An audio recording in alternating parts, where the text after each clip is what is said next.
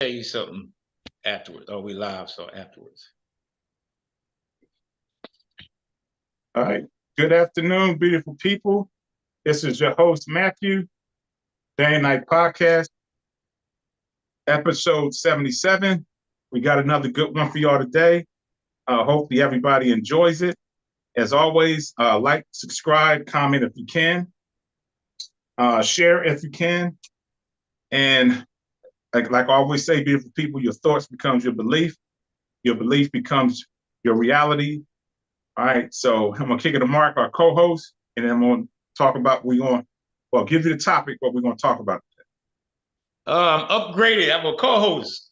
Nah, just what's up, everybody? How y'all doing? Same thing. Appreciate everybody viewing and checking us out. Again, like, subscribe, comment. And I'm gonna say this every week, and I know y'all keep hearing me because we talk about it afterwards. But I know some of y'all out there that watch us, and y'all keep telling me how y'all love it and y'all like it. So comment, just interact with us, just to give us more feedback. So on that note, this is a good one. This one's going to be probably controversial. As So, all of them are. well, as all of them are, right? Correct. But this one, because where I'm at in San Antonio, some people might take it a little bit more deeper. But just remember, this is a conversation and just opinions. And I want feedback on this one, as all the other ones, but this one definitely too as well. On that note, I'm ready, Matt. So I'm going to let you do your thing and then I piggyback.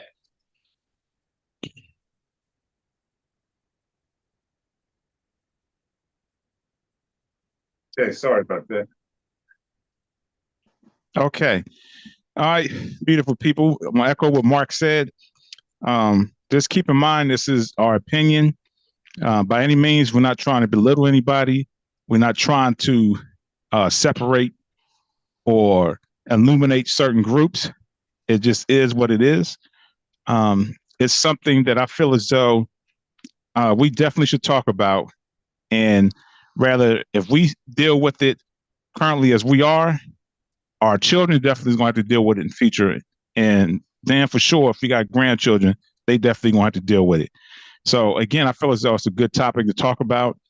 And so the topic is immigration and how does it affect us as U.S. citizens? So what prompted me to talk about this, I don't know if you've seen it, Mark, but there was two videos. Well, I think one was on TikTok and one was on YouTube. The first one I saw, it was a sister in Chicago. And I think she was at a city hall meeting. And I guess that was city council that was on the panel. And she was like laying in on them. And she was basically saying that a lot of the immigrants that was bringing in moved into their neighborhoods. And it was basically overtaking the neighborhood, was given a stipend per month and government grants and stuff to start a business, which them in their own community weren't able to receive those type of stipends or grant. And not only that, the immigrants that moved in, excuse me, they wouldn't even allow them to work there. So not only were they pushing them out, they wouldn't even allow the people in the community to work. So she was like, I'm just going to let y'all know right now, we standing up for our community and we're not going to allow this to happen. So I think that was pretty deep. And then the other video I saw, I believe is paying the rent or whatever it was he had to pay. I don't know if he was down, behind on the payments, but he was getting kicked out. And there was some immigrants walking in and he was like, y'all see this? The U.S. citizens is getting kicked out and they're allowing immigrants to come in, getting paid to stay there, giving again grants to work. And here they are, U.S. citizens, and they're getting evicted. So he was like pissed off about it. Now, this is the thing that kind of blew me because I reached out to two people that I know that work for immigration, and they both said they never heard of that. So how much of it is true? I don't know. I don't believe everything I see on social media, because everything is about trying to push a narrative. So I don't know. But when they said that they never heard anything about it, I was kind of shocked because I was like, it seemed legit to me because dude was like literally pissed off. So I was like, okay, this is something that definitely needs to be talked about. So I actually did work immigration when I retired in Virginia. I worked at Fairfax, Virginia, the USCIS there. That was the first time about immigration that opened my eyes as far as I believe it's a business. A lot of stuff that we see on the news, and I know Trump was a big, advocate against immigration and stuff like that. This country thrives off of immigrants. And rather people believe it or not, they really do. Okay. So just like always, I have certain topics that I have that we're going to talk about just to bring some context to it. So the first thing is the labor market, how immigration affects the labor market, how immigration affects the economic growth, how it affects the cultural diversity, how it affects our social services, how it affects crime and security, and the political impact of immigration. So, and I said this many times before, that I actually work now doing customer service, and I deal with primarily, I won't call them immigrants, but they are, because most of them moved here. Some of them are green card holders. Some of them are actually citizens. But I say 80 to 90% of the people that I talk to are not from this country, originally like born and raised here. And nothing against them, but some of these people can't speak a lick of English. They can't really comprehend what it is that we're saying, but they're coming over and they're taking jobs. I won't say taking, they are kind of replacing some of the U.S. citizens as far as the jobs that they have, because they're willing to work for nothing, because where they come from, they weren't getting paid that much. Now, some people may say, well, if they're willing to work for it and they're not going to bitch and moan about how much they get, then, they deserve to have it. And if we got American citizens that feel as though they're too good to work for that amount, then it's their fault. I agree, but I disagree at the same time, because that changes the market. And as far as minimum wage, because if an owner knows I can pay Habib, no disrespect, if I can pay him $4 or $5 an hour, opposed to paying Michael or Rashawn $12 to $15 an hour, what do you think they're going to go with? They're going to go with the cheaper labor, because that's going to save them money. So in that aspect, that's how it's hurting us, because as you know, we all know, times are really challenging right now where the prices are skyrocketing. It's no way someone can make it off of that minimum wage or what they're paying. And the flip side of that is a lot of these immigrants are coming from nothing. And so for them, that's a lot of money. So they already know how to stretch it, because they've been stretching it where they came from. So they're not going to bitch and complain about it. To them, it's like, shoot, that's money. That's something I can help support my family. So that's where it's a little challenging, in the sense of we can't look at it as, well, if they're not willing to work for a certain amount of money and these immigrants are, then it's their fault. But that's the challenge, because it's pushing the minimum wage down to whereas now it's hard for us to get a job. Even if we do decide to work for something like that, we won't be able to support our family. So I'm just going to touch that little part of it. And then when Mark, after he give his piece, I want to get into the labor market of it. Well, yeah, that's what I was going to speak on, because that's literally my only personal experience is through the labor market. So just to echo literally everything you just said, so I'm not going to go through the whole speech, literally saying the same exact thing you saying. But just to kind of elaborate, being firsthand experience, I worked in two different places where the vast majority was immigration was immigrants from all over the country, all over the world. And it's true. And you put it just the way I was going to say it, the same exact way. I call it get more for less. You're going to pay somebody less, then you're going to get more. They're hard workers. Not saying anybody that's American isn't hard workers, but we tend to be a little lazy sometimes and want more, but do less work. So their mind thinking, train of thinking is, okay, like you just said, I'm going to pay him $4. He's going to appreciate it, because where he come from, he's not used to that. And like you said, he's a hard worker. So he's going to bust ass. He's going to do 4 or 5 different things just to show his worth. And most jobs, companies know that. And that's why they directly hire more immigrants than anybody else, for that simple fact. Because I worked in a bakery out here in San Antonio. And it was literally, I had immigrants from Africa, Honduras, Brazil, all over, Mexico, and none of them would speak English, and they all would do their work. And I mean, they was hard workers, so I'm not going to deny them that. They was hard workers, and they'd do 4 or 5 jobs. So it just made it harder for anybody to come in that want to get paid more. Like you said, we feel like we know our self-worth and our value, but the employer is going to tell you, well, he's working just harder than you, and he's cool with what he's getting paid. So why should I pay you more and you half-ass do your job? So you go, there's the door. And unfortunately, I'm not saying that is right, but most companies, who you think is going to turn their eye to that or their head and say, no, I'm going to give it to more Americans because these Americans, so I got to look out. They looking out for the well-being of their company. Like you said, but it's a business. They doing what they going to do to see where they can get more for paying less. And it just drove me crazy because these jokers will bust their ass, and then you have somebody like myself or another guy do the same work and felt like they deserve a raise. And that's what literally some of these bosses told us. Well, we can't pay you that because so-and-so was getting this amount and they happy with it. So you could go look for another job, but we're not changing our wages because you are disgruntled and you feel like you deserve more.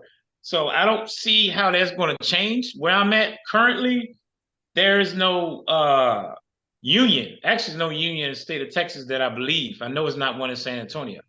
Houston, Dallas, I'm not too sure. So if you don't even have a union that's fighting for you, you literally have 2 options: suck it up, deal with it, or go find another job somewhere else. So here in San Antonio, it's a lot of immigrants that work, and normally you're going to find them in factories, warehouses, again, because it's easy for them to work because they don't really have to speak English because all they got to do is the work. So they put them to work, hard labor. They ain't got nothing else to worry about. They go home, call it a day. So just to speak on that, that's when I'm more personal about, again, because I've been dealing with it firsthand. Is it a solution to that? I don't really see that it is one because, again, they gonna put in the work, and you know, what are you gonna do to combat against that? Because, like you said, these companies are using that to their advantage, and they know that they can get away with it because these people are working and they doing the job. Now, if they suck that into something, then I see where it would be easier. But with that being said, yeah, I think it's not going to change. I think it's going to continue. Not to sound negative, but I'm just looking at it more in a realistic aspect. Unless somebody, one of these viewers, y'all have an option that you think will help make it easier, but I don't really see one because of the work behind it. And they work hard. And what's going to combat against that? Okay. All right. So just like always, I love the law of polarity because there's always opposite to the other side. So just like everything else we pretty much talk about, you know, there's positive and negatives to everything. And just like you said, there's some positives to it. And again, there's some negatives. And that part I get. But for me, it's always which is the balanced part of it. So if it's unbalanced, then that's when, for me, that's when the problem comes in. And like right now, it's not 100% there yet, but it's leaning more to the imbalanced part than it is being balanced. And that's where I was like, that's where the flags got to be raised. So I'm just going to start on the labor market. So basically, immigration can affect the job market by increasing competition for certain jobs, particularly those that require lower skills and education levels. This can potentially lower wages, like I was saying earlier, or limit opportunities to native-born workers in those sectors. However, immigrants also contribute to the economic growth by filtering gaps in the labor force, starting businesses and creating jobs. So that's the other side of it, as far as if they do come in and they actually do hire more people. So let's say they move into a neighborhood and you have Asians there or Koreans, you have Africans, you have Jamaicans, you have Cubans, and they all have their own little shop set up. And then you have Mexicans move in and they hire within the community, then that's better for the community because it's applying more jobs. But if you think about it, if the Mexicans hire their own The Jamaicans hired their own. The Koreans hired their own. Then that's cutting off a major portion of that community. And if you just look at it in a macro sense, as far as across the United States, if every city or every state, and just look at it, 5 major cities, if they did this, that's a big portion of the population that's now out of work. Now, you can still say, well, there's still people working, but if they're not actually national citizens, then you know what I'm saying? Then it's still an imbalance. So that's one aspect of it. Now, if these people move in these communities and they actually do hire within, then again, like I said before, that's broadening the whole economic structure because now everybody's employed and it's not imbalanced because you got one particular group that's working and the other one's not working. So that's the positive and negative side of the labor aspect of it. And so for me, I'm looking at the entire country, not just one certain area. And that's when it's alarming because if every city and every state, they're doing this, not hiring within, and they're hiring just their family, that's when it becomes an issue.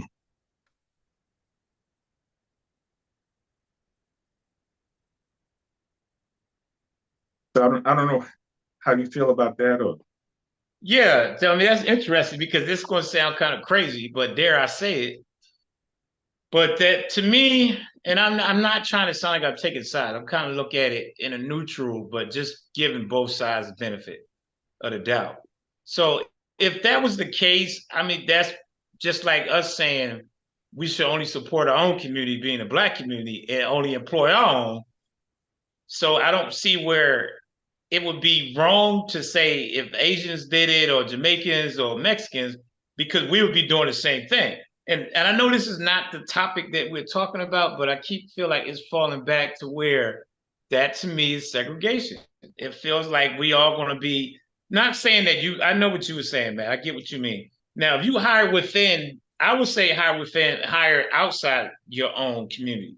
So if he's Mexican, but he hired a black guy or white person, to me, that would be more fair because now you're not just dealing with your own. But if you, as a family, you have your own family business and you believe in helping your own people and saying, I'm going to take care of, bring in and employ my own, can you really fault someone for doing that? So I think any race or culture, I don't think personally that would be wrong if you want to take care of your own. I think that's typically normal for most is you want to take care of your own. If you want to be fair and feel like you give it to the person that deserves it, being on their actual qualifications, then that's different.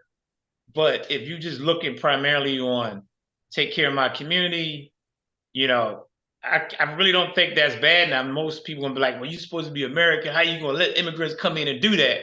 Well, that's my point. Let's say we go somewhere and we move and we the majority, not the majority, and we want to take care of our own and bring our own in and say, hey, come on over. We here in this new country. I'm gonna open up a business and I want y'all to come in because y'all are my people. So to me, it'd be kind of the same situation. So I think it's kind of like catch 22. I mean, we are Americans, so I feel like it's wrong to come in America and take our jobs, which isn't fair. And this is where it's going to sound like contradiction because I don't agree with that on that aspect where they allow immigrants to take a position that you should have had only because they immigrants and because they know that they can get them at a cheaper price. So that's the flip side where it hits that wall to me where it's kind of hard. But you know, like I said, it's one of those situations where I can't fault people for wanting to do that. But yeah, if it's not being fair to the community, meaning if you move into a black community and you open up a Mexican shop, you ain't gonna hire no black people, just Mexicans, that ain't right.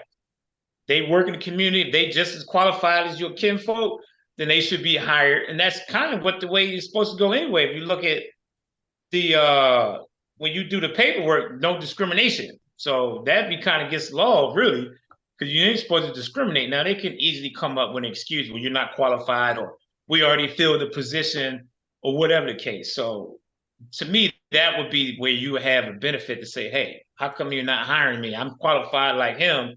What's the reason for not hiring me? But being on the flip side, on the business side, being a manager and supervisor, and dare I say this, but I was told you have your favorites, even if it's the guy liked the woman more than the guy because he liked the way the woman looked.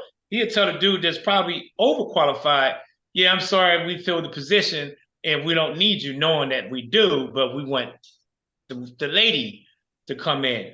So I think that's where, again, it's not right, but that's where we are for the immigration thing is, hey, it's cheap labor. So I'm going to hire him and bring them in, get 10 of them and their family members for a cheaper price and get more out of it. Again, more for less. So to answer your question in a long version, I agree, and then I don't agree with some of it, but I get it on why it goes that way. With immigrants wanting to, come in and keep to their own if they had their own business. Okay, yeah, you brought up a good point as far as like us moving somewhere else.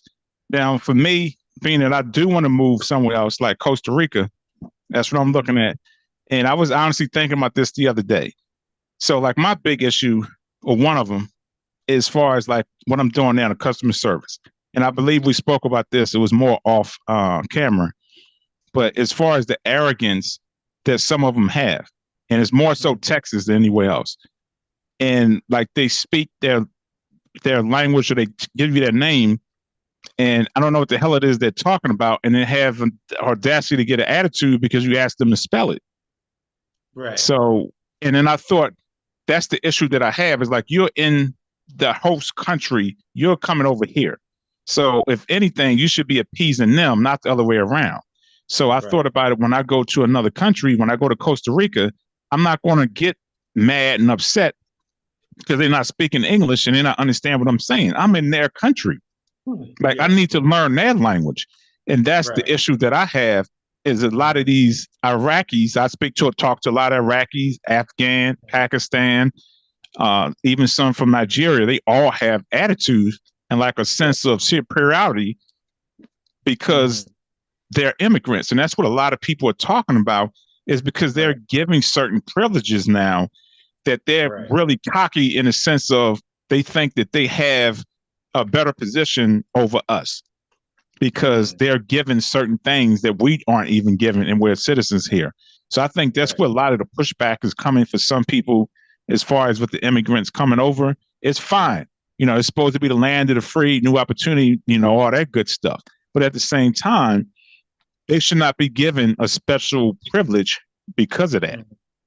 Right. Because you're helping the big corporations because, again, they can give you cheap labor and pay them cheaply. And then that's more money for them. So I think that's where a lot of the pushback for some Americans is coming from is it's nothing, wrong with them coming over. But when they're given certain privileges that we don't have, that's when it becomes an issue. And the one thing, I don't know if you've seen this, there was a sister on TikTok and she was I think she was in the hair industry. And she worked for this big company that produces hair products. I think it was called Ebin, EBIN. And she was talking about how she was the only Black employee there and how she was like the content creator and she blew it up. So like she did a video or whatever. And a lot of them got mad because they saw her as competition and they basically fired her. So now it's this big thing that's going on about them trying to, talk about even how they don't hire Black people and how they only focus on, their people and the majority of their income or revenue is coming from us. So again, that's one aspect I think some people are speaking on as far as some of the arrogance that they come over here with, some of them. Yeah. And then you're actually producing stuff for a certain demographic and then you don't hire that demographic. That's when it becomes an issue. And I'm going to talk about some other stuff later on.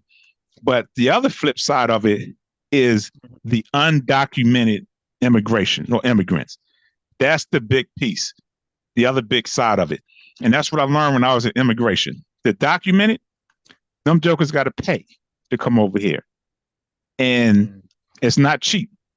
So most of the Africans, Nigerians, they are doctors, they're attorneys, they're lawyers, they're dentists. These are the documented immigrants that's coming over. A lot of people don't have issue with them is because they're making money, again, for corporations. But the undocumented, those are the ones that's really causing more of a problem than anything else. Because again, this is the lower end jobs, and that's where the majority of the people work, are the lower end jobs. It's not the big, corporate people or the doctors and attorneys and stuff like that. It's the lower end jobs. It's the people that work to build infrastructure. These are a lot of the immigrants that are coming in and is taking jobs and putting most of the Americans out of work. So after, I'm going to touch on the other piece real quick, and that's the economic growth. Immigrants contribute to economic growth by expanding the labor force, starting businesses, and consuming goods and services. They pay taxes both directly through income and payroll taxes and indirectly through consumption taxes, which fund public services that benefit all citizens. Now, that's the positive side of it. As far as if they come in, they actually are documented and they are citizens and they're supposed to pay taxes and stuff like that. But there's more undocumented, and I'm just putting that out there. I don't know for 100%. There's probably more undocumented, I believe, than it is documented. And that's the other issue right there. Right.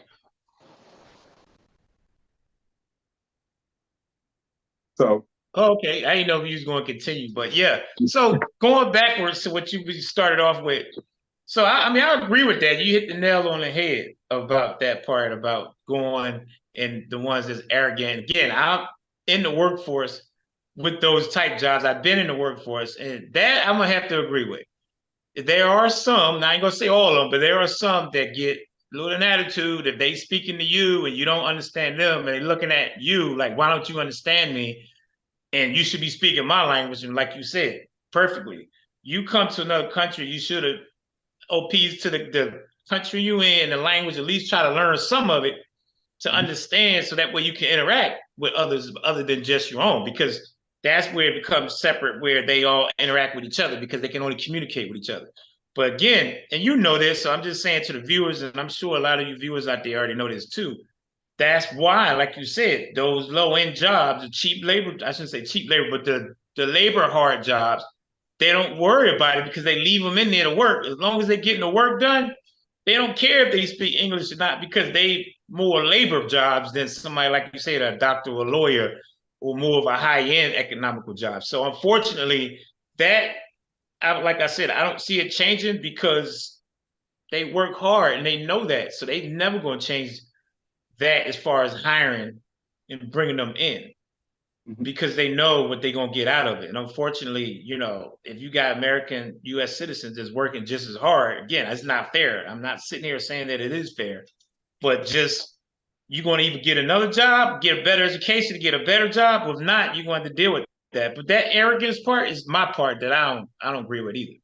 I don't appreciate it because it's something that walk around, like you said, like they have a little bit more of a privilege. And that's not right because you have a privilege to be able to work. So don't act like you're better and you're doing the same work I'm doing. But here I have to say this because, again, I'm going to try to go both ways. Now, it is some U.S. citizens that give them a hard time as well. And I work where some other managers joke and tease and disrespect the immigrants because they don't speak English and they treat them like trash because they are immigrants. So, I'd say it's always going, like you said, it's always going to be balanced. Now, is vast majority more than the other? I ain't going to sit there and give you no percentage, but I'm just saying that I've been in jobs firsthand where I've seen both, where immigrants have been very arrogant and act like they deserve some other treatment just because. And then I've seen some U.S. citizens that have been downright disrespectful only because of that. And they carry that attitude where, what the hell are y'all in our country for? Taking our jobs and making us work even harder, and y'all working for less and making me kill myself, and we only get paid because of y'all. So some U.S. citizens carry that anger, which in a sense they kind of right, but same time, if they hard working, you ain't working as hard as them, you can't even get mad because they busting their ass and they just gonna do what they're gonna do. But at the end of the day, it's not fair because we've been here, we grew up here, and we should be deserved to get what we deserve. We busting our ass just as hard as they are. So that, again, I know I'm repeating myself, but that's where I feel like it's going to be, both ways on that. But yeah, some of them do carry arrogance with them, and that's in the stores too, where they working in the as a cashier or whatever, or even some of the managers have attitude. Actually, today, and I'm gonna let you talk, man. I was coming from the gym, and the guy, I guess, was Arabian, and he said something I didn't understand. It. What? You not hearing me? Do you not understand? I said, no, I don't actually. Oh man, dang it! And he get mad at me. I'm like, look, you should be able to speak English a little bit. I know you've been working there for a while, so don't get mad at me because your accent is so hard that I can't understand you. Mhm. But he was getting mad. Then he tells his buddy something in Iranian. So to me, that's where arrogance come in. Like, really, you gonna get mad because I couldn't understand you? So now you're gonna talk smack to your buddy, because you feel some type of way. So that's just an example of where I do agree with that as far as the arrogance on how they act sometimes. Not all of them, but some of them. Yeah, I deal with that all. Time, like you said, not all of them, but most of them are like that. All right, so the next one I'm going to cover is the cultural diversity. Now, this one is more of a positive than it is a negative. Immigration enriches the cultural landscape of the United States by bringing in diverse perspectives, traditions, and ideas.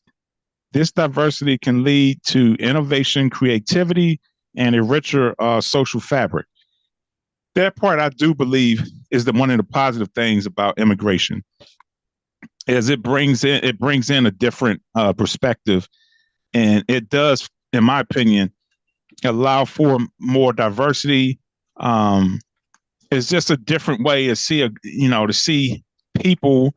You can learn something new that you never learned before. You can participate in something you never participated in before.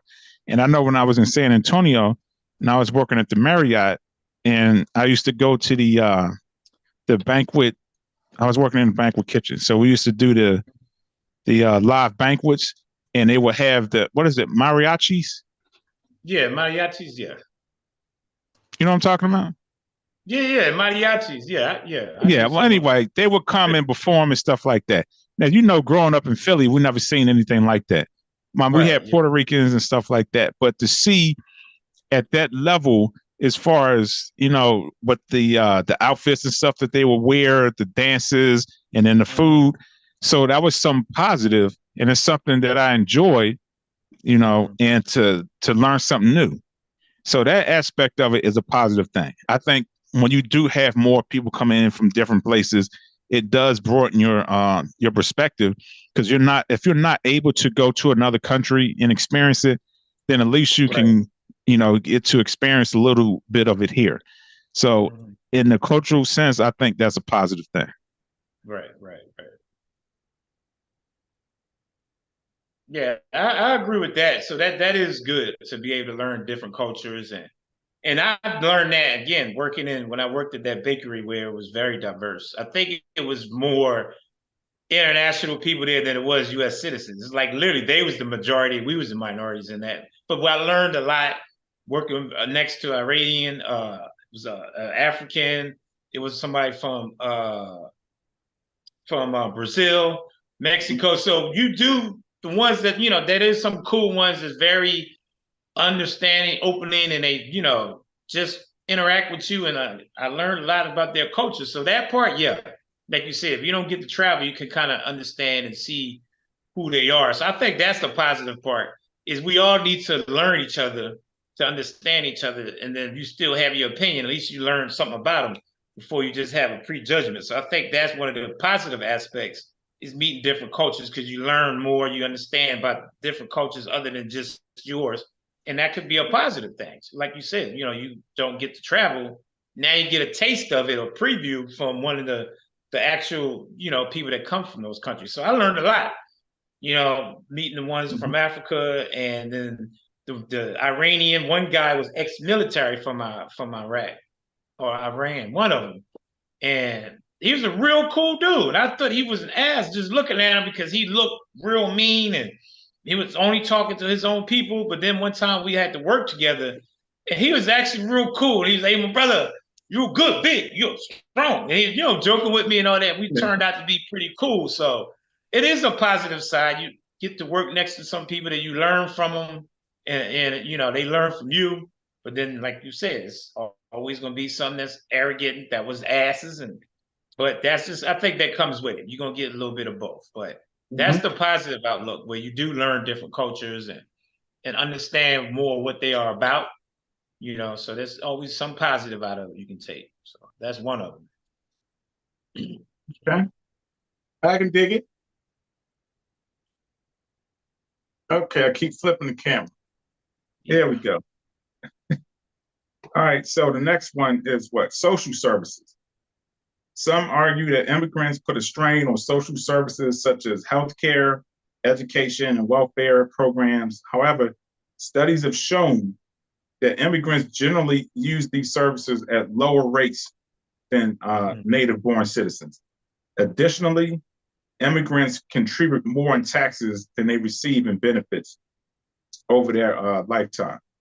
So, I guess what I opened up earlier with the rumor, as I'm going to put it, as far as these immigrants that's coming over, that's supposed to be given money to move here and given certain benefits. That part, like I said, I don't know how much of it is true, but if that is, that's the social part of it that's causing the problems, is because some of them actually are receiving benefits that we're not getting.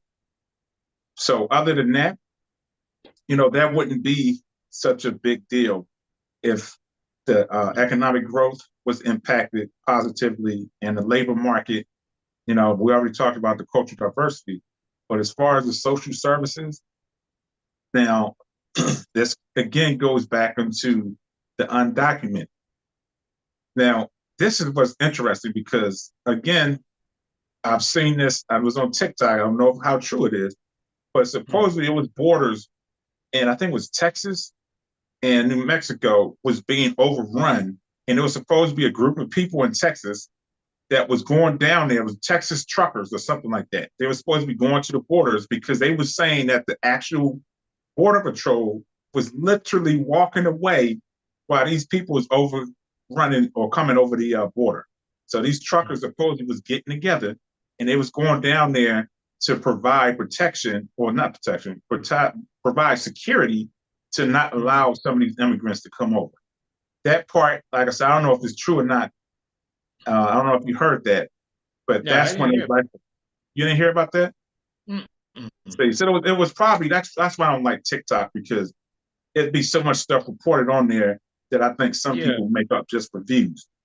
But anyway, if it's true or not, and if it is true, then that's crazy, because unfortunately, it's more, in my opinion, I don't know truth behind this, there's probably more undocumented than it is documented, because the border is down there by Texas and Mexico. So you probably do have more people coming in than you do, documented, because they have to pay. So this is when it comes in what Trump had issue with, as far as this, when he claimed that the murderers and the rapists and the thieves and stuff like that, these are the ones that's coming over undocumented. And that's what I'm going to get into here pretty soon, as far as the undocumented immigrants, which are the criminals. So, of course, they're going to be undocumented because they're criminals. They're coming over legally. Right. So that's where I feel as though it's not, like you said, it's not going to change, because it's about money. And I believe they're making more money off of undocumented than some people believe. Now, I'm just going to say this little piece, and then I'm going to, curious what your perspective is. When I was working at USCIS, it's part of the government, but it's not part of the government. I think it was 2016, 17. Anybody that worked government knows this. They was going through, it was called furlough, where they would actually not lay off, but they would put their employees out of work and they weren't getting paid. Everybody in the government was pissed off. They were scared, like, oh my God, how am I going to pay my bills? Now, mind you, we didn't get laid off. We were still getting paid. How USCIS get paid is by the customer, which are the immigrants. We didn't get laid off. We didn't stop working. And you're talking about different levels from level 1, GS1, all the way up to GS15, where GS15 make up to 6 figures. And we were still working. So just think about how many USCIS immigration offices are in the United States. 50 states. And if none of them got laid off, just think about that and let that number marinate in your head. That's crazy. Yeah, it is crazy. But to go back to what you were saying about the undocumented, now I'm gonna say this just again, personal experience. Now, maybe it's something different that I'm missing. But when you, like you said, Texas, you have all those border patrol or checkpoints. When I go from Texas through to New Mexico, or even going to the beach, they have a checkpoint. To me, I don't see how they do this and they consider it being security. Because when you go to checkpoint, and I know you know this, Matt, but we was coming back from somewhere, and it was coming from. I was coming back from when I went to the Super Bowl and had to drive through New Mexico. And you get to the checkpoint, and this is all they say. Now, again, I know they have dogs walking around, but if the dog don't smell nothing, are you a U.S. citizen? Yes, sir. Okay, have a great day. And you drive through. So I'm thinking if you go into Mexico and you're a U.S. citizen, in which a lot of them do that, and they bring back their people and hide them, and they can cover up the scent for the dog can't smell it, because really the dog's only thing they're looking for is drugs. So you can just go, are you a U.S. citizen? Yes, I am. Okay, have a great day. And you drive in with 5 of them. So to me, I think that totally, if that's the only way, I think that's not good enough. If they really want to control the borders, I think it would be more of a harder, not hard, but it should be a little bit more to the, are you a U.S. citizen? To me, that's just so generic. But every border that I've been through in Texas, going through to another state, now I can't speak anywhere else. But when I was going through the state, that was the checkpoints. And that was in the daytime before, because I do a lot of road trips, and even coming through the night. And one time I drove through the checkpoint, and you just drive straight through it. And you don't even get stopped. So to me, that was, in my head, I'm thinking, so how they don't know that people's driving through with immigrants or illegals if there's nobody there? It's just, to me, that was just weirdest thing. Maybe I'm missing something, but to me, that just, I think that's a problem. If that's their system are you a U.S. citizen, and you say yes, and they let you go through. To me, that's very weak, and I think that's purposely done. So I think they know that they let them coming in, and when they do a routine stop just to get the numbers, they do it. But again, that's just me on my opinion. I ain't stating no facts, but just personal opinion when I'm driving through the border. So anybody else got something different? Now, you've been in El Paso, so you know better when you go from El Paso into Mexico. I'm pretty sure it's a little bit more steeper. But those checkpoints. Yeah, so to me, that's interesting. But anybody, y'all have any not pushback, but comments on that? I would love to hear. Y'all experience something different. Yeah, so it's a big difference. I think it was a spot that you went through, and probably because you African American, whatever the title you want to put on it, they probably already pretty much knew. But if you have a Mexican driving through, I'm pretty sure they're not going to just ask him, are you a U.S. citizen? No, I think that's what I mean. You have to look at it from that side. And when you actually go through Juarez is where it was, where El Paso was, the border. The check is a lot more extensive than just asking the question.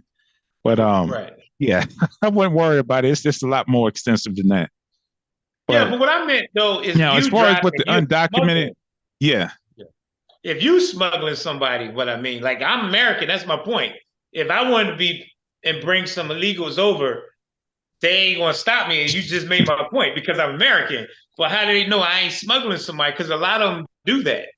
And people don't believe that, but sometimes that's how they go get illegals, is they go get paid X amount of money and they bring them over, and then they don't get stopped because that checkpoint is so simplified. Now, like you were saying, I'm sorry, go ahead. In the other place in El Paso. All right. All right, so I'm gonna cover this next one, crime and security. So there are concerns about immigration impact on crime rates and national security. While some immigrants may be involved in criminal activities, numerous studies have shown that immigrants are less likely to commit crimes than native-born citizens. Moreover, immigrants play vital roles in various sectors, including law enforcement and national defense. So that could be determined more opinion than fact. I beg to differ on that, but hey, it is what it is. So now I'm going to talk about the political impact, because we already kind of covered that as far as with the criminal aspect of it. Now, in the political impact, immigration can influence politics, public policy, particularly regarding issues such as border security, what we just talked about, citizenship pathways, and refugee resettlement. Different perspectives on immigration can lead to political polarization and debates over immigration reform. So that's President President Trump's big thing as far as trying to push the whole immigration thing and trying to say that they're murderers and stuff like that. I believe he's basically targeting a certain audience to get elected. Because just like what I just read, there's no proven fact as far as that immigrants are the ones that's causing more crime and stuff like that. So if they're not doing that, where's he getting this from? Right. You live in San Antonio. I lived there for 5 years. A lot of the crime could have been based off of, some of the people that live there, but it's in San Antonio, it's close to the border. So because it's predominantly Hispanic, of course, there's going to be more Hispanics that's going to be involved with crime. So I wouldn't even look at, a city like San Antonio or El Paso, because the population is more so of that race than it is anybody else. So because it's so close to the border, I think it will be more likely that would happen there. And I'm sure that's where probably most of the numbers are, is in probably Texas, New Mexico, California, and Florida, because they're so close to the border. Now, when you get closer up, in the upper states like Georgia, Philadelphia, Montana, and stuff like that, the number is going to dwindle because there's not that many of them. But just with the immigration in itself, you could see it divides the country, because you had so many people totally against it. The Trump supporters, was totally against immigration, and then you have those that's not against it.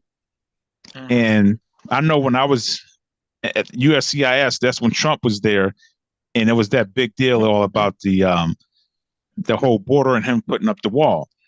Right. I was looking at it from the business side of it. I was like, they're never going to get rid of it. They're never going to prevent it, because there's too much money involved with the documented and with the undocumented. So I just really believe that was a ploy or a way for him to get elected, because he was reaching out to those people that feel strongly against immigration. But for those that work in immigration, knows that it's big time money. That's a major influence in our economic society and growth. And they're not going to just totally let that go away. It's just not going to happen.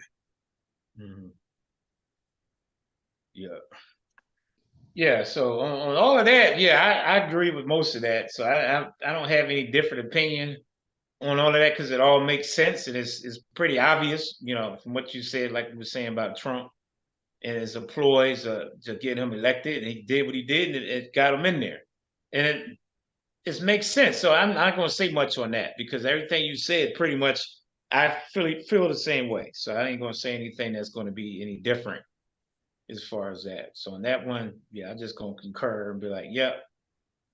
I mean, it's just going to be me repeating myself. And when I say this, and if people take it the wrong way, that this is why we're doing this. It's opinion. It's nobody stating facts. But I feel like it sucks that we have that to where immigrants can come in and as some say, take our jobs. But again, being that I worked with them, and I watch a guy that's a U.S. citizen, and he half-assed his job, you really can't get mad at him, the other guy that's busting his ass doing your job and his, and then say they taking all our jobs. To me, it's like, well, you letting them because you're not doing your job, you're being lazy, and or you want more money, but you're not willing to put in the work.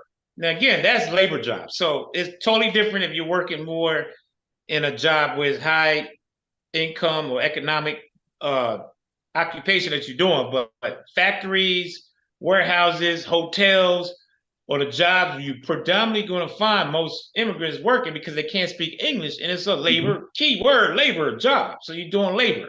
So you're not going to expect them to be able to speak English because as long as they do what they're supposed to, all is good. So I think if you working in that same job and you get mad, well, part of it, yeah, it sucks if they taking your job, but if you're not doing your job, then why are you mad? And the only reason why I say that is because I've worked jobs in plants and warehouses, and I've seen both. So I'm, saying the same thing again. But yeah, it's something that sucks, but you do what you should do. You might be able to get around that. It's going to be hard. I'm not sitting here saying it's going to be easy because you said it the best. It's a business and it's making money. So what can you? Well, I ain't trying to sound like give up. I don't want it to come across like that. I'm not saying give up and just lay down and take it, but I'm just trying to make it make sense to where it sucks, but it is some people out there that's U.S. citizens that's not making it easier by being lazy. So not justifying it, but just again, both ways, a little bit of both. Okay. And I just want to cover this one piece real quick. Now, this is talking about undocumented immigrants. This is where one of the big issues are. Undocumented immigrants actually have the same rights as a citizen. So they can't be fired. So I'm just going to read this. As an undocumented worker, their rights under the wage and hour laws, undocumented workers generally have the same wage and hour rights as other workers. Thus, the same federal, this is in California, wage and hour laws that apply to an authorized worker generally applies to the person working without legal immigration status. Again, that's part of the problem that's causing the imbalance. Is some of these undocumented immigrants, even being that they're putting out people from work as well because of what they're willing to work for, but now they're protected as well. So that's part of the whole thing. How does immigration affect us as U.S. citizens? We spoke of the positive and negative, but it's just starting to get to the point to where it's teetering a little bit more so on the unbalanced because it's more undocumented than it is documented. And I'm just going to speak on this a little bit and then we can wrap it up. But as far as, I don't know if you experienced this, but there are some employees that know that they're hiring immigrants that's not a U.S. citizen. And the thing is, there are penalties for that. Yeah, I'm just going to speak in Georgia because I'm in Georgia. So, but Georgia, if someone is found out that they employ an immigrant illegally, civil fines and criminal prosecution, a maximum penalty of 6 months imprisonment and a fine of $3,000 per worker may be imposed. So when the immigrants come in, they got to fill out paperwork for the I-9. And the I-9 is basically like an application and they got to pay the fees and so forth. After they do the background check, that's basically what I did when I was doing immigration. I would do a background check. And we would get their name, we'd bring up their information, and if they have any criminal history, then we'll contact the USCIS law enforcement, and they will call the applicant in, they'll give them an interview, and if they deem that they're, able to work or be a citizen of the United States, then they can be, naturalized. But that's the proper way of doing it. That's what a lot of these immigrants are not doing. They're not going through the paperwork because they know that they have some history or something that will prevent them from coming here. Mm-hmm. But you have some employers that don't even check that. Now it's just this program. I don't know if you have it there in California. It's called E-Verify. So basically, it's a database to whereas when the immigrants come in, they'll put their name and stuff in it, and if they get hit or hit, I believe is what we used to call it, meaning they had bad information or whatever, then they can't work there. They're supposed not to employ. But there are so many employers that don't implement that system because it costs money. Mm-hmm. This is really, really rampant in small businesses. This was most of the undocumented immigrants' work is because they know they don't have the capability of checking. Mm-hmm. So that's where they more or less go to get hired and stuff like that. But this system, E-Verify, is supposed to be used by every employer, if they can afford it, to prevent that stuff from happening. Mm-hmm. So there's always something in place. There are things in place to prevent it. Right. But it's not going to happen. You know, we didn't even speak on this, but this is another avenue where immigrants get over here a lot is by marriage. And I've dated someone where she was brought over because this was years after she got her citizenship that she broke up with a dude. But dude brought over here as his wife, so she became somewhat a work permit is what actually got her in the United States. That's the key right there. We didn't even touch on. A lot of these immigrants is already allowed because they on a work permit, and that's the only reason why they can be in the States because they work. And that's the part of the cheap labor where I'm gonna go get 20 of these cats, pay them $5. You could work in the country, but you only getting $5 an hour, and you can stay as long as you do your job and don't bother nobody. That's another key issue why we have the problem we do in the workforce on labor, because the work permit allows them to come over and work. They're not a citizen, but they over on a work permit. And I thought about it because I had a buddy of mine. He was from Jamaica. It was years ago. I worked in a warehouse, and his name was Sean. Poor guy. He got a girlfriend, U.S. woman, that brought him over. She was dogging him out, got pregnant by him, just did him wrong. And then because he wouldn't, I think, get married to her or something, she got mad, got him deported back to Jamaica. So I know y'all like what this got to do anything. My point is that's how a lot of immigrants come over too, is via marriage. Somebody bring them over and let them be with them. By marriage, they can become, they're not a citizen, but they over by marriage. And then the other way is the biggest way is these work permits they allow them. They ask with labor, that's the key part of the labor, is they let them come over on work permits. And they work 2 years or whatever. And if they do right, they can file for citizenship and then they become a U.S. citizen. But a lot of them is over here on work permits. And again, that's primarily in warehouses, factories, plants, because that's where I worked before and I've worked with them in hotels. So that's part of the problem too, is the United States already know that because they allow them to come over on work permits because of the cheap labor. And that's why I say I don't see it changing, because like we said from the top, they know they're going to get their production, what they want done because they're getting cheaper labor for it and they allow them to come in the country. That's why I don't think they're ever going to really control and stop immigration, because you said it best. It's a business, and that's in a nutshell. So that's why I don't, not in a negative way, I don't see it changing, because it's going to hurt them economically because they're getting more for less. And that's how I'm going to sum that up. So, but okay. Yeah. All right, so beautiful people, I believe this was a good topic. It's very, very broad.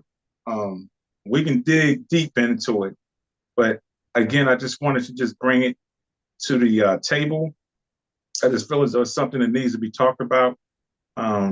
It's something that definitely is going to affect us at some point in our lives. And I don't have really no opinion on it other than, as long as, like I said, everything is balanced to me. If it's balanced, then I don't really have an issue with it.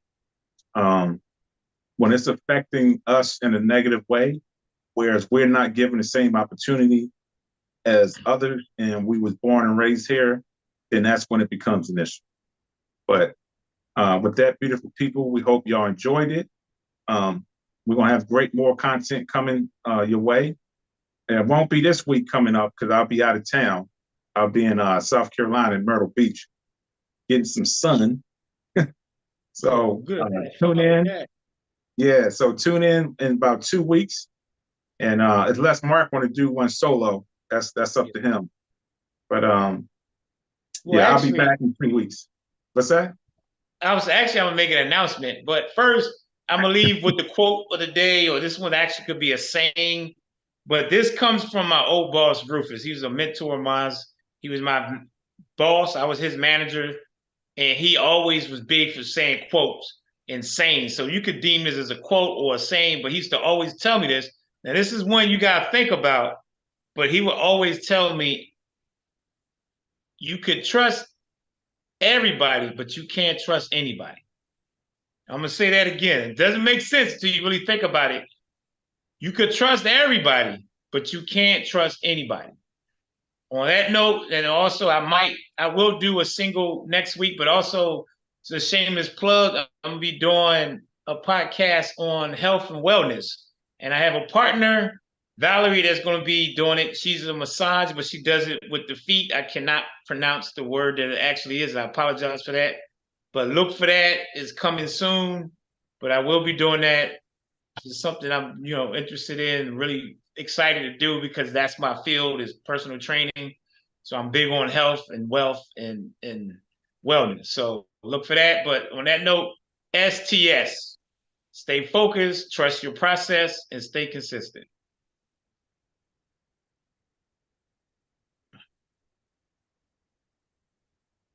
All right, beautiful people. Till next time, your thought becomes your belief becomes your reality.